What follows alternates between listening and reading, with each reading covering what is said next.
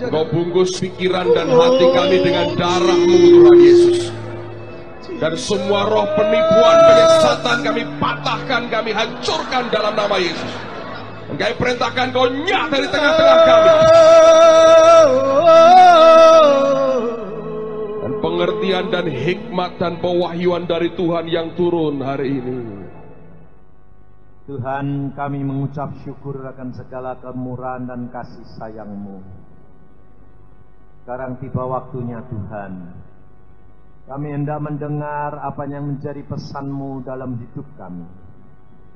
Supaya kami menghadapi masa depan kami dengan penuh harapan dan percaya kepadamu.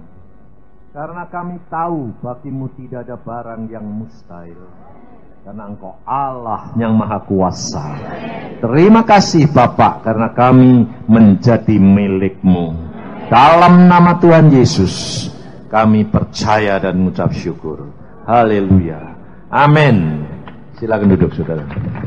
Mari kita buka firman Tuhan di dalam Mazmur pasal yang pertama. Dalam Mazmur pasal yang pertama, ayat yang pertama mulai sampai 6. Berbahagialah orang yang tidak berjalan menurut nasihat orang fasik, yang tidak berdiri di jalan orang berdosa, dan yang tidak duduk dalam kumpulan pencemooh.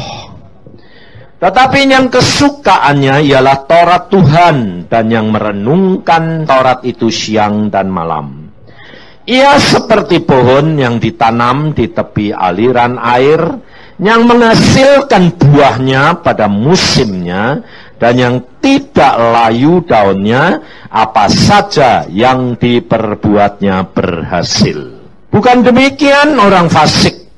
Mereka seperti sekam yang ditiupkan angin, sebab itu orang fasik tidak akan tahan dalam penghakiman. Begitu pula orang berdosa dalam perkumpulan orang benar. Sebab Tuhan mengenal jalan orang benar, tetapi jalan orang fasik menuju kebinasaan. Saudara, kalau kita baca firman Tuhan ini, saudara harus menyadari, di dalam kebaktian, di dalam saudara mengikut Tuhan, di dalam saudara menerima firman Tuhan, saudara itu harus benar-benar mengerti kuncinya. Bukan dengan akal, tapi apa yang Tuhan uraikan. Jadi, saya membawa firman Tuhan itu, saudara tidak akan menangkap secara keseluruhan. Tetapi yang penting saudara dan saya berdoa, nanti Roh Kudus yang menerangi setiap perkataan firman Tuhan yang berbicara kepada saudara tidak sama. Itu rema. Itu pangkal pokok keiman. Itu pangkal pokoknya apa? Kasih. Karena apa? Menerima, lalu lakukan, itu jadi. Maka dari itu saudara, kita harus menyadari bagaimana kita dapat menjadi, ayat yang ketiga, seperti pohon yang ditanam di tepi aliran air, yang menghasilkan buahnya pada musimnya, dan yang tidak layu daunnya, apa saja yang diperbuatnya berhasil. Nah, untuk menjadi seperti itu, saudara dan saya harus punya akar yang tertanam dalam di bawah bumi. Ini adalah aliran air, saudara. Nah, kita kerap kali hanya terpancang dengan apa yang kita lihat dan kita dengar. Tapi saudara perhatikan, kenapa pohon-pohon kurma, lalu pohon-pohon yang besar itu, kalau ada badai, ada apa, semuanya di dalam kegersangan sekalipun, mereka tetap berjalan, mereka tetap bisa berbuah dan tetap hijau. Karena akarnya itu bersumber pada air hidup. Sumber air hidup kita adalah firman Tuhan. Saya pernah mengalami, saudara, pada waktu saya pulang dari Irian Barat, dinas dokter gigi di Irian Barat selama 4 tahun, saya diberkati Tuhan luar biasa. kaya raya. Tapi satu saat saya mau pulang, Tuhan memberikan penglihatan. Penglihatan itu adalah pohon yang besar, buahnya, daunnya rindang, buahnya banyak. Ada angin ribut, daunnya rontok. Wah, rontok. Ya, angin ribut lagi, buahnya rontok. Angin ribut lagi, kulitnya ngelupas. Lalu saya bilang, mati pohon ini. Lalu Tuhan berkata kepada saya, "Nggak, gak mungkin Tuhan ngelupas semuanya gini hidup." Tuhan lalu buka mata saya, lucu toh. Saya melihat penglihatan, itu sudah di dalam dunia roh dak. Tapi saya di dalam dunia roh belum bisa melihat ujung akarnya.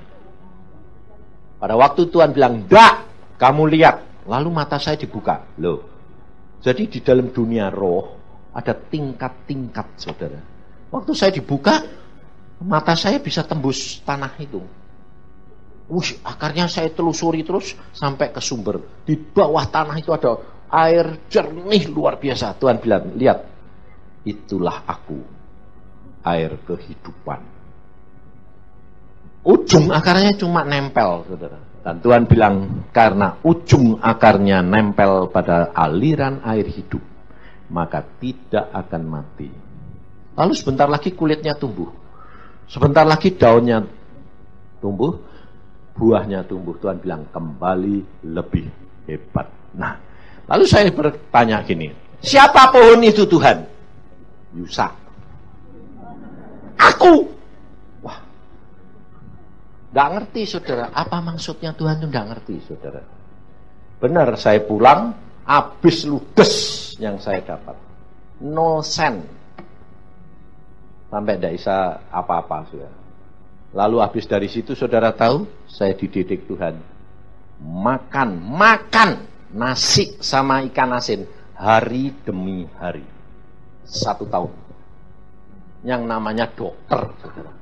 Bayangin, 1 tahun. Jadi kalau angin ribut datang itu cuma sebentar terus hilang, kok enak. Bayarnya ini, akibatnya ini, saudara. Nunggu daunnya tumbuh lagi, kulitnya tumbuh lagi, buah lagi. Ini makan waktu. 1 tahun makan dari hari ke hari. Bayangin, saudara. Saudara jangan kira bahwa saya sebagai seorang dokter lalu dididik Tuhan terus semua enak. Enggak. Saya sampai pada satu saat hati saya hancur karena apa? Gara-gara anak perempuan saya Iin itu pada waktu dia umur 5 tahun. Saya antar sekolah pakai skuter. Dia mau masuk sekolah, dia bilang apa saudara? Dia bilang, "Papa, nanti kalau Nik pulang ada nasi, Pak. Bukan lauk pauk, ada nasi, Pak." Bayangin saudara. Hati saya sebagai seorang ayah hancur saudara. Sebab apa? Sebab anak ini tadi ternyata dengar omongan ibunya. Ibunya ngomong sama saya, "Pak, nasinya buat nanti siang itu sudah tidak ada. Uang tidak ada. Mau jual apa lagi? Abonemen harian rakyat saya tidak bisa kok saudara." 1 tahun saudara. Dididik Tuhan luar biasa. Tapi di situ saya bilang begini, ada. Ini aneh saudara. Di dalam kesulitan, di dalam keadaan yang tidak ada harapan apa-apa secara daging. Anak saya tanya gitu, saya bisa berkata apa? Ada. Anak ini saya tanya, saudara. "Papa jual pakaian?" Enggak. Bayangin, saudara. "Papa hutang?" Bayangin, saudara. Karena apa? Dia sudah dididik, tidak boleh hutang. "Papa hutang?" Enggak. Dari mana? Nggak tahu. Tapi ada. Lalu dia sekolah, lalu saya pulang, saya masuk kamar, saya lutut, saya beracara dengan Tuhan. Saya berperkara dengan Tuhan. Alkitab sudah berkata, marilah kita berperkara. Jadi saudara boleh, tapi ingat, hatimu harus penuh percaya. Saya berkata, "Tuhan, Aku sebagai seorang ayah tadi ditanya, dan aku bisa berkata ada, karena aku percaya kepadamu. Bukan karena berdasarkan aku punya, tapi aku percaya engkau sanggup lakukan. Lalu Tuhan berkata, gampang. Saudara bilang, memang ada. Saya bilang, dari mana? Nanti kamu tahu. Semua aku sudah atur pada waktunya. Bayangin, jam 9 ada bel. Saudara, siapa yang ngira kalau ibu saya dari Jepara itu ngirim beras 20 kilo? Dan padahal perjalanan Jepara sampai Bandung itu makan waktu 4-5 hari. Bayangin, saudara. Dia tidak tahu, karena apa? Pikirnya anaknya dokter, mosok beras tidak punya? Tak mungkin, saudara. Tapi Allah sanggup lakukan segala perkara. Maka dari itu, saudara, kamu harus ngalami. Sebab kasih tanpa ketaatan tidak akan menjadi sempurna. Iman tanpa penderitaan tidak ada kesaksian. Maka dari itu saudara harus sadar, kau akan diatur oleh Dia. Tetapi kita adalah hidup di dalam daging. Manusia ini lemah, saudara. Jangan saudara kira kalau saudara sudah dipakai Tuhan, lalu saudara disertai Tuhan, lalu saudara mengatakan, aku kuat, aku mampu. Iya, itu kalau sedang dikuasai oleh Roh Al-Kudus. Kalau tidak, takut, saudara. Takut. Makanya dari itu saudara alami. Pada waktu engkau berjalan bersama dengan Tuhan, kenapa Tuhan mengatakan, renungkan firman-Ku siang dan malam? Pikirkan itu benar-benar. Sebab dengan engkau merenungkan firman Tuhan, maka Roh Al-Kudus ada di dalam diri kamu, menyertai engkau. Dalam saat-saat seperti itu, engkau kuat. Tapi kalau Tuhan sedang mengajar, saudara, tidak ada kemampuan. Ini buktinya, saudara. Saya satu saat didatengin, rumah saya datangi 10 preman, pakai parang besar-besar. Jam 3 sore. Saya tidur. Denny, anak saya masih kecil, bilang, ketakutan semua.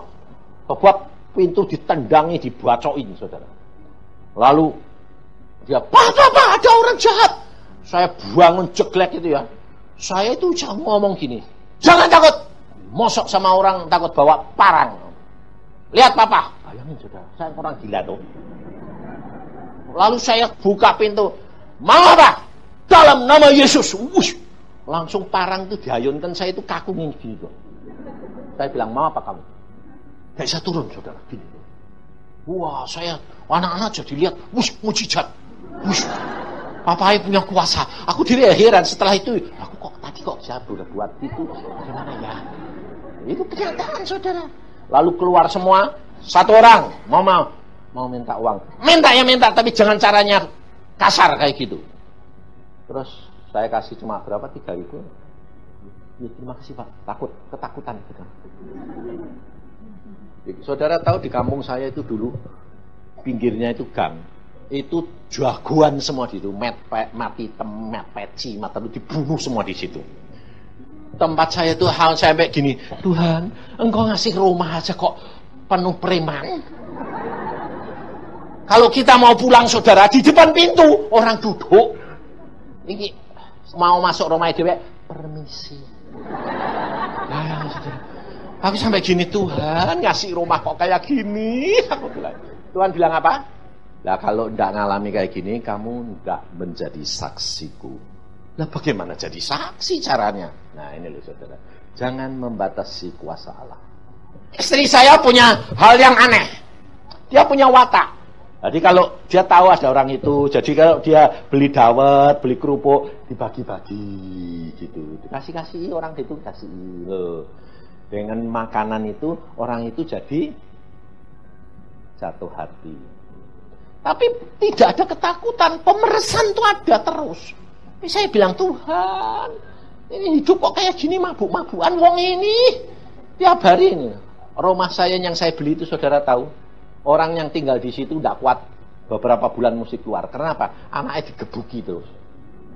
Dibuat bulan-bulan. Untung Denny tidak dibuat bulan-bulanan. Satu saat, saudara, itu Tuhan itu maunya dibawa kita di dalam satu masalah. Masalahnya apa? Berat. Ada orang kerasukan setan, terus dibawa ke dukun di mana-mana, tidak bisa dibebaskan. Nah, langsung pada waktu itu si Hansip ini bilang gini, Pak, ini kok ada ini Pak, bagaimana ya Pak? Terus Tuhan ngomong sama saya, lepaskan. Saya disuruh gitu, masa bodoh. Saya datang, kerumun orang banyak. Saya bilang, setan, dalam nama Tuhan Yesus keluar, pergi, tinggal, bangun. Semua orang jadi ketakutan. Lalu di kampung itu terkenal apa? Pak Cipto punya ilmu. Sejak itu lalu aman, saudara. Caranya Tuhan tuh aneh-aneh dah. Nah, makanya saudara itu jangan batasi Tuhan. Caranya bagaimana caranya? Nggak usahlah. Malah kamu dibawa ke lubang singa, malah lihat mujizat singa ini buat kamu pakai bantal. Ya dah? Mau enggak?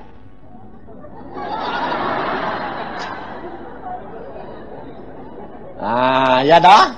Takut soalnya. Makanya itu membatasi kuasa Tuhan. Nah, itu kalau Tuhan sedang menyertai saudara, itu begitu. Tapi satu saat tidak disertai Tuhan. Karena apa? Sedang Tuhan mau didik.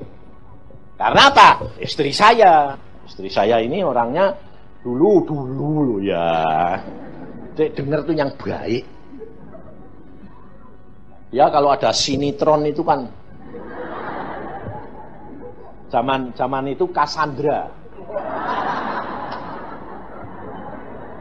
Kalau sudah lihat belum jamnya sudah nongkrong. Aku bilang, lu kamu kok sudah nongkrong, enggak pujian dulu. Sebentar. Akhirnya berkali-kali nongkrong, Tuhan menang, sembayang. Sebentar Tuhan, wong kagok. Akhirnya satu saat Tuhan berkata sama saya gini, aku mau didik istrimu. Aku meniyang, kamu bakal dididik Tuhan, rasain lu. Wong lihat gitu aja kok masa gak boleh. Dia bilang, boleh, cuma jangan terikat. Tuhan ini cemburu. Nah, apa terjadi saudara? Satu saat jam 3 itu dia yang ribut, saya tidur enak, ribut. Yang ada orang. Kenapa? Itu maminya kayak gitu. Tak buka. Orang 7 rampok di rumah sudah di depan kamar saya. Bawa parang, jadi tak buka, aku diparang. Lah kalau yang dulu diparang orang 10, saya bilang, dalam nama Yesus, ini mau saya gak ada kuasa. Dalam. Gak tutup.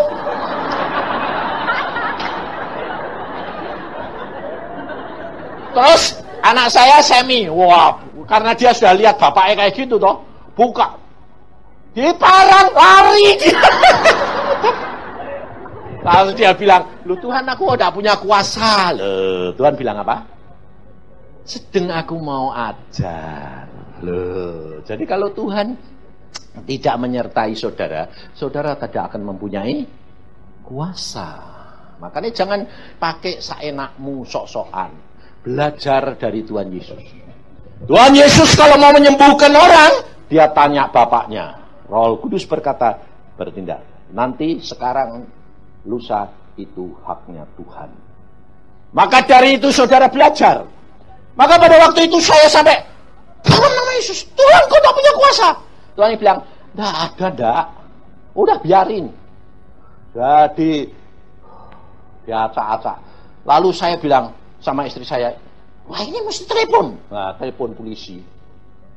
Akhirnya, ini kok masih rame di situ, diambilin apa semua gitu loh. Saudara, saya saking ketakutan, saya jadi teriak-teriak, rampok. Kalau saya ingat loh, malu saudara. Bayangin saudara, hamba Tuhan di kamu sudah terkenal punya kuasa. Orang mabuk ketakutan. Ini rampok. Teriak-teriak, rampok. Akhirnya rampoknya pergi, polisi ini datang. Lalu saya bukai, lalu polisi bilang, yang diambil Pak? Apa Pak? Saya lihat, ternyata enggak ada tuh. Oh cuma satu TV. Umurnya sudah 10 tahun. Gede gitu loh, digotong-gotong turun tangga setengah mati loh saudara. Cuma ngambil TV tok, orang 7 yang masuk. Sampai saya bilang, polisinya gini, lu ini ada keyboard, ada semua enggak dibawa Pak? Ya aneh. Kok aneh sih Pak? Rampoknya kok cuma senengnya kok TV. TV bekas lagi. Sudah jelek Pak, sudah. Wong remote sudah tidak jalan. Nah kok gotong-gotong setengah mati kayak gitu? Nggak ngerti. Tapi saya bilang, yang istri saya, kamu ngerti nggak apa? Ya, aku yang salah.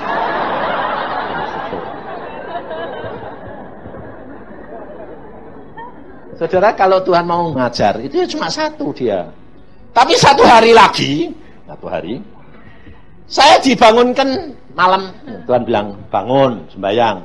Aduh Tuhan, ngantuk. Istri saya dibangunin. Sembahyang. Tuhan bilang, ngantuk Tuhan. Iin dibangunin. Ngantuk. Denny, ngantuk. Sami, ngantuk. Seluruh rumah, ngantuk. Jam 4, saudara, jam 4 pagi. Istri saya bilang, yang, kok tumben ya yang pembantu itu kok bangun pagi-pagi.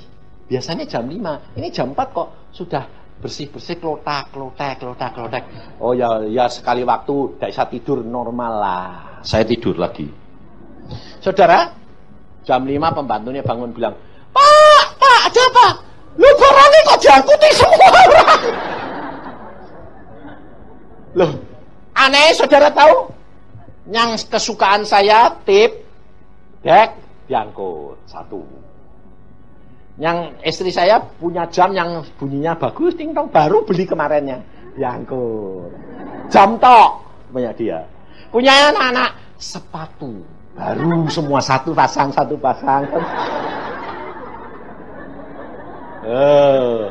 Jadi diangkuti satu semua, enggak banyak. Sampai bilang, kamu kehilangan apa? Wah, aku sepatu. Loh, aku ya sepatu. Loh, aku. Ngerti saudara? Tuhan itu kalau ngajar praktis. Hari demi hari diajar. Maka dari itu saudara, sejak itu saya tidak pernah berani. Kalau Tuhan bangun, tadi malam jam 2 saya bilang, Tuhan bilang, bangun, sembahyang saya. Sembahyang, kenapa? Sudah kapok. Sebab kalau enggak, nanti mesti diajar lagi. Saudara tahu? Saudara ngalami enggak? Belum ngalami dah? Mau ngalami Tuhan. Supaya saudara itu kenal Tuhanmu itu luar biasa. Loh, Tuhan itu bukan urusan yang gede-gede saudara. Yang kecil-kecil. Tuhan tuh suka gurau, suka bikin ketegangan yang aneh-aneh gitu loh. Saudara kalau kenal baik, senengnya setengah mati. Saya ngalami ke Israel. Ke Israel, orang 13. Saya mimpin sendiri, bikin tour sendiri, tahun 86. Dengan anak-anak Tuhan, tiap pagi saat sembahyang, malam saat sembahyang. Nah, satu saat, ini masuk ke gua. Guanya tuh, terapnya itu sekitar 180 terap. Dalam sekali. Tempat penyimpanan airnya Raja Hizkia di depan Armageddon yang nanti buat peperangan. Nah, pada waktu saya masuk sana, si guide ini sudah ngomong gini, dilarang pakai kacamata hitam. Soalnya apa? Gelap, saudara.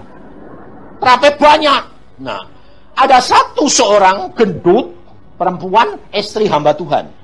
Jadi dia tidak sadar karena terangnya luar biasa, dia tidak sadar kalau dia ini di depannya dikasih kacamata hitam.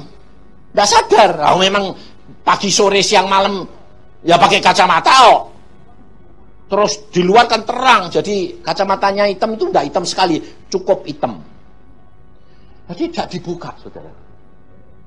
Masuk, tambah lama tambah gelap. Sampai di tengah-tengah dia itu nangis, saudara. Sampai orang 13 ini semua itu jadi senyap. Dulunya guro gitu. Tuhan, aku kok jadi buta. Pergi Israel kok malah buta, Tuhan. Nangis saudara. Lah semua kan sembahyang.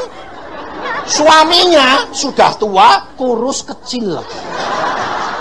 Lalu istri saya bilang gini, Yang, itu kasihan Yang. Kamu ada usah gandeng aku, dia saja gandengan. Jadi aku ya susah toh, yang aku pemimpin nih. Jadi tak gendut tuh, tak gandeng. Aku bilang, awas trap satu-satu, dijamah sama kaki. Setelah beberapa trap, saudara, lah saya kan peot. Ini deh 180 kayak apa? Tuhan aku nanti doang nama ambrol, bisa jatuh gelundung, aku bilang gitu. Akhirnya saya bilang gini, Tuhan, engkau itu, aku ngomong, dia ngomong gini, Tuhan, ngomong, bocak sini kok malah buta ini piye toh? Tuhan jawabnya gini, ora buta kok. Aku bilang, lah nyatanya buta ini kok. Ora. Loh kok ora kenapa? Lah nganggo kacamata ini.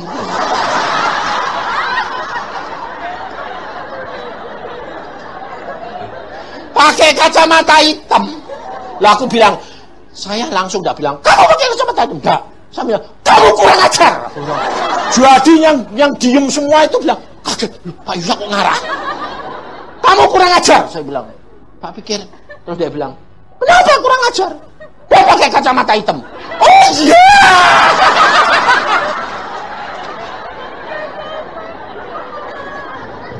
Bayangin gitu.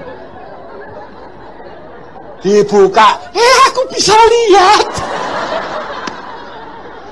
Bayangin saudara, seandainya itu 180 terap, penderitaan saya kayak apa?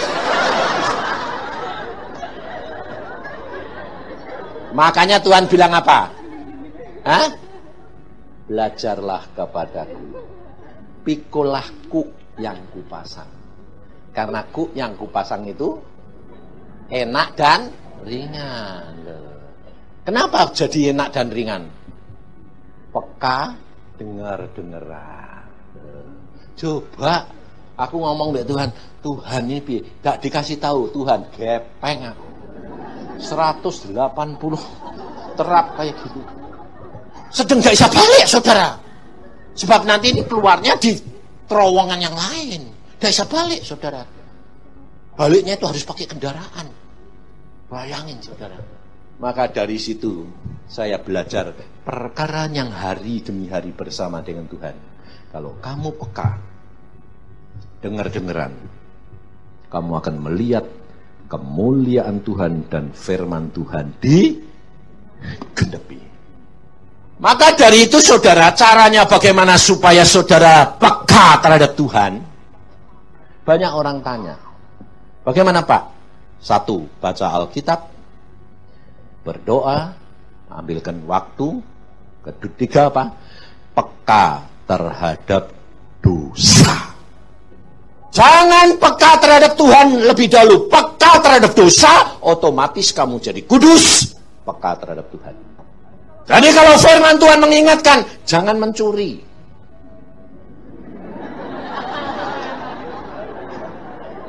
Tapi masih ada cuma 1 Pak. Lah! Itu namanya degil itu namanya. Gak boleh saudara. Itu harga yang saudara bayar itu nanti mahal. Sebabnya apa? Di hadapan Tuhan kamu menjadi pelaku firman, itu luar biasa. Maka dari itu saudara, alami. Nah, kita lihat kenapa hari ini Tuhan suruh memberikan saudara itu roti dan air. Ini bukan perjanjian lama, ini bukan perjanjian baru, tapi Tuhan mengatakan, firman Tuhan itu ya dan amin. Ini cuma sekedar supaya saudara tahu bahwa Allahmu memberikan kamu makan dan minum supaya kamu kuat. Di dalam dunia rohani, kamu akan menghadapi masa depan dengan kekuatan yang daripada Tuhan. Karena Tuhan itu tahu bahwa saudara ini lemah. Tapi jangan peristiwa seminar di sini lalu diterapin di gereja. Lalu kamu ngomong sama pendeta, Pak, mbok kasih makan roti be air. Ndak. Saya sendiri juga ndak ngeterapin. Ini kalau diperintah Tuhan baru kita lakukan. Sebab itu rema. Saudara tahu, saya pakai pakaian hari ini 6 bulan aku pernah pakai ini. Selalu batik toh. Tapi hari ini pakai ini kenapa? Tak tahu toh? Aku ya tak tahu.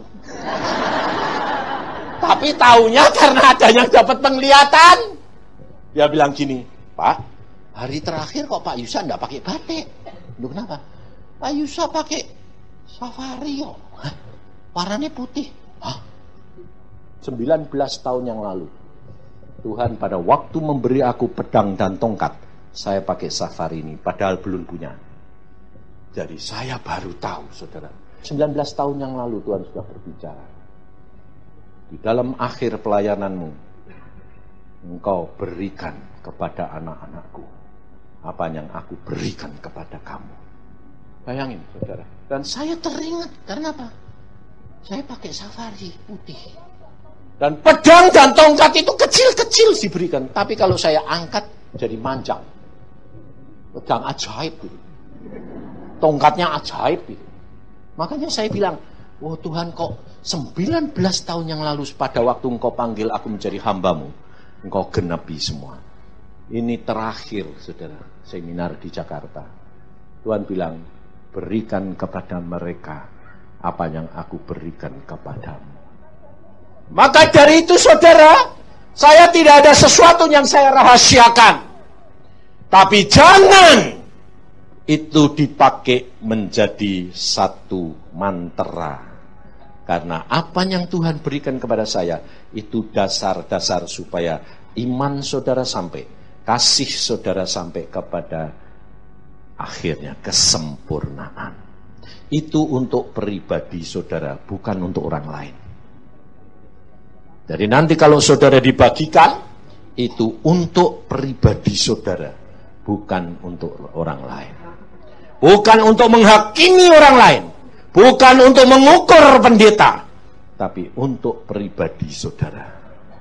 Saudara harus sampai, kalau tidak, saudara yang rugi. Maka dari itu, nanti dibagikan, demikian juga itu, satu, tidak boleh lebih dari satu. Kemudian anak-anak, karena yang kecil-kecil kan belum bisa baca, tidak usah dikasih, orang tuanya cukup. Kalau nanti itu kekurangan saudara kepengen, kamu fotokopi boleh, disontek sendiri boleh, tidak masalah. Karena apa? Aku dapat dari Tuhan gratis, aku berikan gratis kepadamu. Maka dari itu saudara, Tuhan berkata, mengapa kamu bisa menyelesaikan bagianmu? Menyelesaikan bagian pekerjaan yang Tuhan berikan sama dengan memuliakan nama Tuhan. Saudara tahu, Tuhan Yesus pada waktu mau selesai dia berkata, Bapak, aku memuliakan namamu dengan menyelesaikan pekerjaan yang kau berikan kepadaku. Maka dari itu saudara, kita perhatikan. Kalau saudara dan saya hidup di dalam daging, tidak di dalam kuasa roh, saudara dan saya tetap ketakutan. Mari kita buka.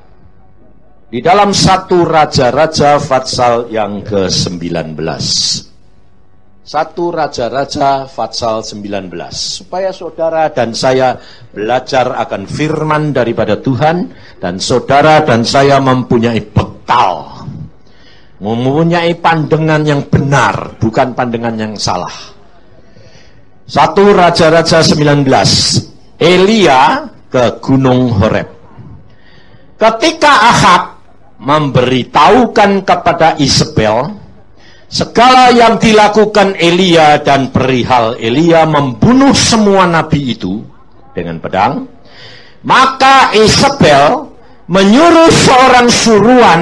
Perhatikan saudara, maka Isabel menyuruh seorang suruhan mengatakan kepada Elia, beginilah kiranya para Allah menghukum aku, bahkan lebih lagi daripada itu, jika besok kira-kira pada waktu ini aku tidak membuat nyawamu sama seperti nyawa salah seorang dari mereka itu. Jadi Isabel menyuruh satu orang loh saudara, menemui Elia, nabi Tuhan yang baru kemarin dulu melawan Raja Ahab dengan dukun-dukunnya, nabi-nabinya. 450 orang dibunuh sama dia karena dia disuruh oleh Tuhan. Dia berani menguasai, tapi terhadap seorang perempuan Isabel, hanya suruhannya mengancam Elia. Apa yang terjadi, saudara? Ayat yang ketiga, maka takutlah Elia, lalu bangkit dan pergi menyelamatkan nyawanya. Dan setelah sampai ke Beersheba yang termasuk wilayah Yehuda, ia meninggalkan bujangnya di sana. Tetapi ia sendiri masuk ke padang gurun sehari perjalanan jauhnya, lalu duduk di bawah sebuah pohon arar.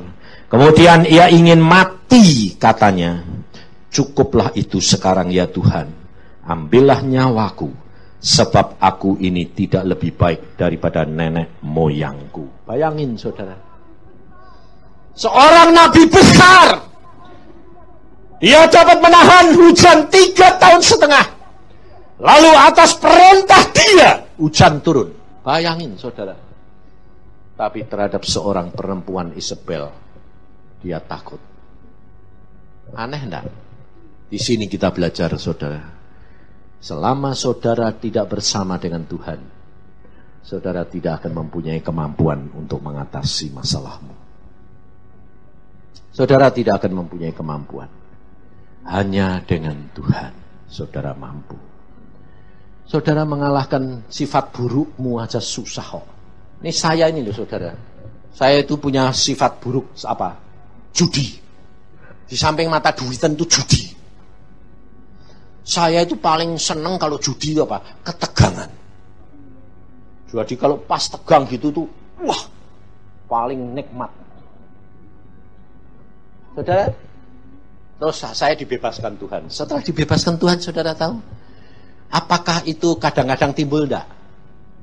Timbul saudara kadang-kadang. Pada waktu saya di Amerika, pelayanan di Los Angeles, setelah retreat, hari keempatnya libur sehari. Saya enak-enak libur sembahyang, baca Alkitab, enak. Ditelepon orang pakai mobil. Pak, aku bawa mobil pak. Bapak libur sehari itu, yuk pergi Las Vegas. Dari LA Las Vegas cuma 4 jam kok pak. Bisa bolak-balik pak. Nanti di sana main, lihat-lihat, 1 jam 2 jam balik pak. Waduh, langsung denger Las Vegas. Memang dari dulu aku sudah kepengen. Tapi sama Tuhan tidak boleh. Aku bilang, kenapa sih Tuhan tidak boleh? Karena aku sudah jadi hambamu. Aku sudah tidak senang judi Tuhan. Tuhan bilang, kamu tidak mengenal watakmu sendiri, dagingmu. Kenapa sih Tuhan? Kalau kamu sudah sampai di sana, tidak kuat. Paling-paling dulunya sih lihat-lihat, tapi lama-lama ketarik. Terus aku bilang, boleh Tuhan? Tidak. Aku bilang, tidak. Kenapa Pak? Tidak boleh. Loh cuma lihat-lihat Pak. Tidak. Karena apa? Cinta itu turunnya dari mana? Gara-gara lihat turun ke pikiran, ke hati, betul lah? Tidak, bebas saudara. Coba saya bilang gini, Tuhan, seandainya saya ke sana, oh jatuh kamu. Pasti jatuh. Kamu kan kenal watakmu sendiri. Mata keranjangmu ya masih. Loh, tapi kan tidak anu tau Tuhan, aku yang menghindarkan. Bukan karena kamu mampu. Saudara tidak akan bisa. Mata duitan itu jangan kamu kira gampang, susah. Makanya Tuhan bilang, kamu tidak boleh punya duit banyak-banyak. Kenapa? Kamu masih mata duitan. Mosok sih Tuhan? Buktiin. Aku bilang, buktiin. Dibuktiin saudara. Dibuktiin. Ada pengusaha datang, dia bilang gini, Pak Yusa, kamu disayang Tuhan loh. Besok jam 10 saya transaksi. Kamu dapat 100 juta. Itu tahun 89. Waduh, saya bilang, 100 juta? Hah? Wah, Tuhan baik ya. Dah, besok jam 10. Saya masuk ke kamar, sembayang. Tuhan kok baik ya Tuhan, 100 juta. Ternyata semalam gak bisa tidur. Gara-gara apa? Ini 100 juta buat apa ya? Jam 5 sembayang sama istri saya, Tuhan tanya gini, Yusa, kamu semalaman ngapain? Kok ndak bisa tidur, kena apa? Aku bilang, gara-gara mikirin duit. Terus Tuhan bilang, ternyata kamu masih mata duiten toh. Makane tak batalin aja ya. Jadi besok orang ini, pengusaha ini jam 11 datang ke rumah saya. Dia bilang, Pak Yusa, kenapa? Mengapa dibatalin? Salah siapa ini? Wah, mati aku. Aku bilang, salahku. Kenapa? Aku masih mata duiten. Ngerti yuk, gitu gak tak kasih kue. Gak tak kasihkan kamu. Dibatalin sama Tuhan. Makanya saya baru tahu, oh saya mata duiten. Tapi setelah saya bilang, sudah Tuhan, sekarang aku tidak mau mikir, tidak mau apa, masa bodoh. Malah disodor-sodori banyak. Nah, tapi tidak jatuh, saudara. Makanya itu, semua itu anugerah. Elia sekalipun seorang nabi besar, dia ketakutan, saudara. Dia kepingin mati. Dan Tuhan itu bijaksana. Bukankah Allahmu maha kuasa? Bukankah Tuhan bisa berkata kepada Elia, masa kamu takut? Kemarin sama rajanya aja tidak takut, masuk sama istrinya takut? Ya toh? Kan kamu punya kuasa? Tidak. Tuhan itu luar biasa, saudara. Dia tahu Elia ketakutan. Tuhan bilang, ya wes, wong ini manusia biasa, tidak ada artinya. Lalu saudara tahu, Tuhan berkata, kamu pergi ke Gunung Horeb. Dan itu harus ditempuh dalam perjalanan siang malam, 40 hari 40 malam. Hanya untuk apa? Untuk ketemu Tuhan. Padahal yang memberi makan Elia siapa? Tuhan. Tapi untuk menemui dia, Tuhan berkata, kamu harus berjalan 40 hari 40 malam. Tanpa berhenti, tanpa makan, tanpa minum. Bayangin. Harga yang dia harus bayar karena masalah ketakutan. Makanya kalau saudara itu takut, saudara duduk di bawah kaki Tuhan. Jangan merencanakan karyamu sendiri. Lari kemana, tidak ada artinya. Saudara mau lari kemana? Kamu baca Abraham di dalam kelaparan, ada di Filistin kelaparan di Kanaan. Dia lari ke Mesir. Istrinya diambil Firaun. Iskak mau keturunannya sama, kelaparan mau lari ke Mesir, Tuhan langsung ngomong, jangan pergi ke Mesir, tinggal di sini. Aku akan memberkati kamu. Iskak nurut. Maka dari itu saudara, coba belajar. Saudara harus ngomong sama jiwamu. Siapakah kamu? Aku sudah menjadi miliknya Tuhan. Jangan mengatakan begini, aku sudah punya Tuhan. Itu namanya masih sombong. Kalau kamu punya Tuhan, itu Tuhan mbok gunake saenakmu. Tapi kalau kamu milik Tuhan, Tuhan yang berkuasa atas diri kamu. Ngerti? Jadi kalau saudara bilang, aku milik Tuhan, apapun Tuhan bertindak atas namanya buat aku. Aku bodoh. Makanya ayat yang saya akan sampaikan nanti, saudara, Tuhan berkata apa? Kamu bodoh Yusa, kamu berkata kepada jiwamu sendiri, dagingmu, kamu hanya tulang-tulang kering, tidak ada artinya. Kenapa? Karena Tuhan sendiri pada waktu saya 3 bulan itu cuma puasa, makan cuma sekali. Lalu Tuhan berkata, kamu sudah mati sekarang, tinggal tulang-tulang kering. Bawa pulang, sejak ini hidupmu bukan milikmu, tapi aku yang ngatur kamu. Maka diberikan 7 kata-kata yang Tuhan berkata, Perhatikan dan itu camkan dalam hati dan pikiran. Katakan kepada jiwamu. Supaya kamu sadar, hidupmu bukan kamu lagi, tapi Roh Allah Kudus, Kristus yang hidup di dalam kamu. Segala sesuatu kamu tanya, apa saja. Saya sudah buktikan, saudara. Hanya karena gara-gara kacamata hitam kok Tuhan jawab.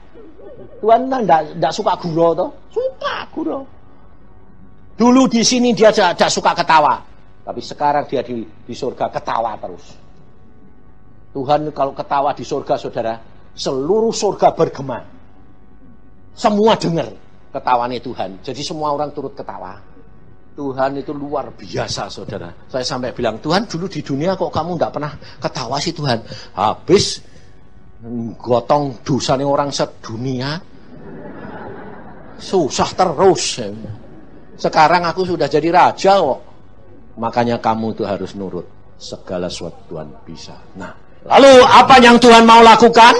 Meskipun Elia di dalam ketakutan sekalipun, dia berkata, ayat 5, sesudah itu ia berbaring dan tidur di bawah pohon arar. Tetapi tiba-tiba seorang malaikat menyentuh dia serta berkata kepadanya, bangunlah, makanlah. Ketika ia melihat sekitarnya, maka pada sebelah kepalanya ada roti bakar dan sebuah kendi berisi air. Lalu ia makan dan minum, kemudian berbaring pula.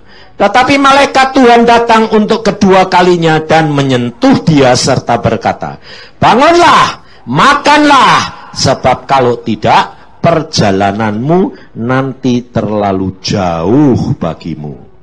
Maka bangunlah ia lalu makan dan minum, dan oleh kekuatan makanan itu, ia berjalan 40 hari 40 malam lamanya sampai ke gunung Allah, yakni gunung Horeb. Jadi saudara tahu, untuk ketemu Tuhan, ada harga yang saudara dan saya harus bayar. Dan harga itu bukan saudara yang menetapkan, tapi dia. Setiap pribadi tidak sama. Harga yang harus dibayar tidak sama. Maka dari itu, saudara, kalau nanti ini saudara terima roti dan air, sudah terima semua toh? Hah?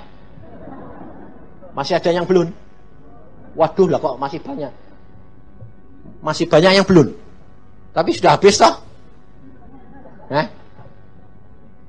Jumlahnya 2000 kok sudah habis itu, ada yang dimakan ya? Enggak mungkin tuh, ini tidak ada 2000 orang itu. Masih ada enggak? Oh Yesus, kia karata syakata kaya karata sekata kaya karata. Oh Tuhan. Oh Tuhan, koya karata shikiki kia karata sakata kaya karata sukoto. Toya kikia karata syakata kaya karata sukoto koya kikia karata sukoto koya kikia karata so. Kaya karata sikiki kia karata sukoto koya. Tuhan, Kau tahu kerinduan anak-anak-Mu ini untuk menerima apa yang menjadi bagiannya, supaya mereka menghadapi masa depan ini dengan kekuatan yang daripada-Mu. Mari saudara, yang lain biar diurusi, yang lain sembahyang, berdoa, semua berdoa. Saudara katakan, Tuhan, aku membutuhkan kekuatan yang daripada-Mu. Seperti Elia yang akan berjalan siang dan malam. Aku tidak tahu berapa lama aku harus berjalan, Tuhan, menghadapi hidup ini. Berapa lama aku baru nanti sampai ke dalam kerajaan surga. Apa yang aku akan hadapi? Padang belantara, binatang yang buas, segala ular. Tetapi aku percaya Tuhan bahwa Engkau sanggup memberikan kekuatan, kemampuan kepadaku untuk melalui semuanya ini. Tuhan, Engkau tahu. Saudara, angkat roti ini, buka Angkat roti ini. Oh Yesus, sikia karata syakata kaya karata sa. Angkat Tuhan. Aku tahu ini adalah roti jasmani, tetapi ini merupakan satu tanda bahwa aku menerima daripadamu, sehingga jasmaniku sekalipun akan kuat menghadapi perjalananku. Berapa lama aku harus berjalan di dalam dunia ini, aku tidak tahu, tetapi Engkau tahu Tuhan. Dan Engkau akan memberikan kekuatan, Engkau akan memberikan jalan keluar, karena Engkau berkata, kamu harus makan roti ini supaya kamu menjadi kuat. Aku terima ini Tuhan. Aku tahu rencanamu akan tergenapkan di dalam hidupku. Dalam nama Tuhan Yesus Kristus, aku terima, aku makan, jadilah kuat di dalam Tuhan Yesus Kristus. Amin. Makan. Sambil berdoa.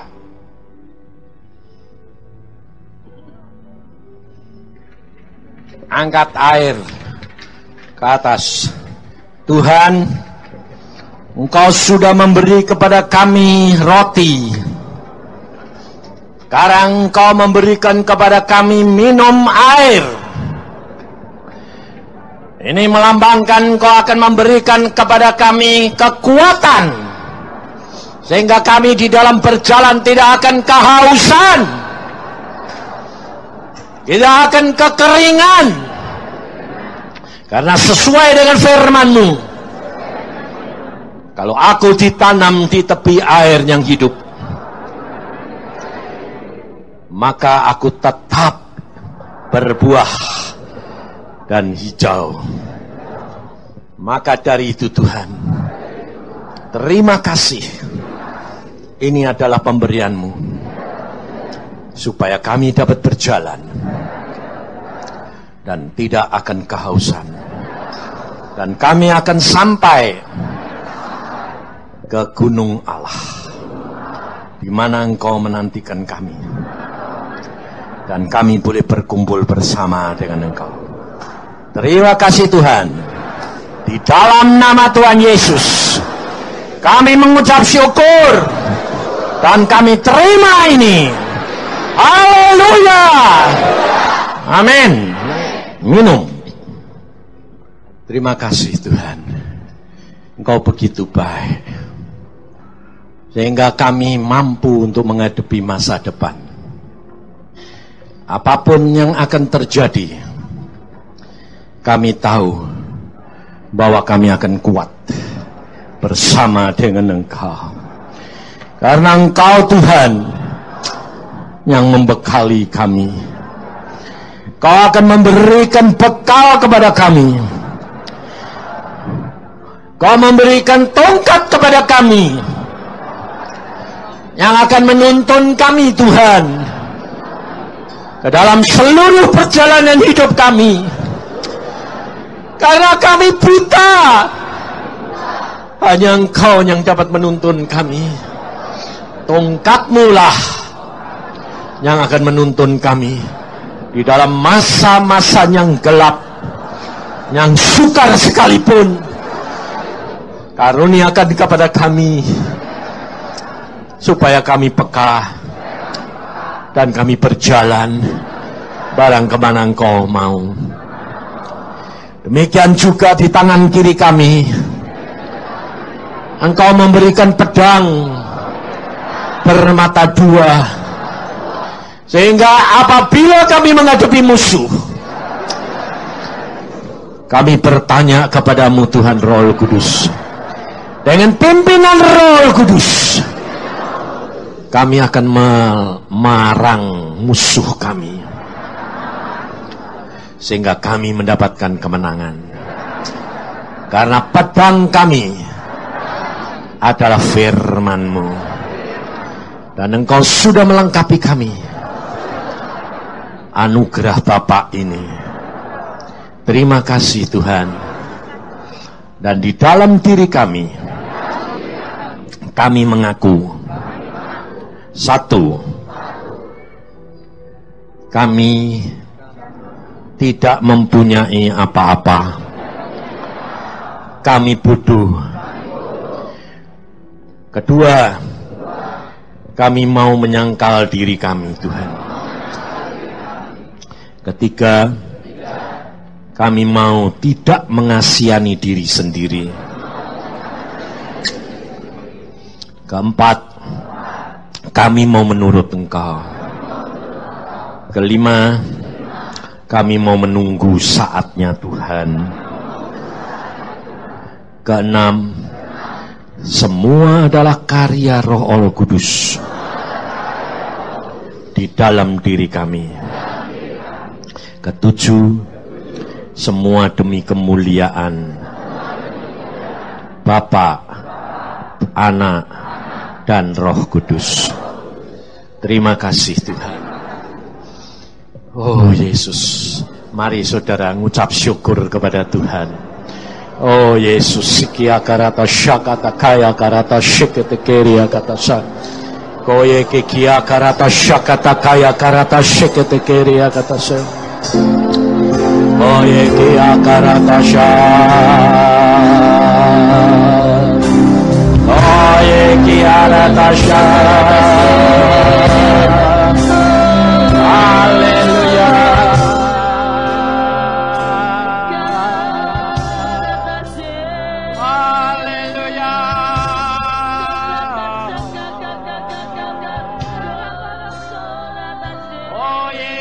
Karata syakara nakal kakaya karata su.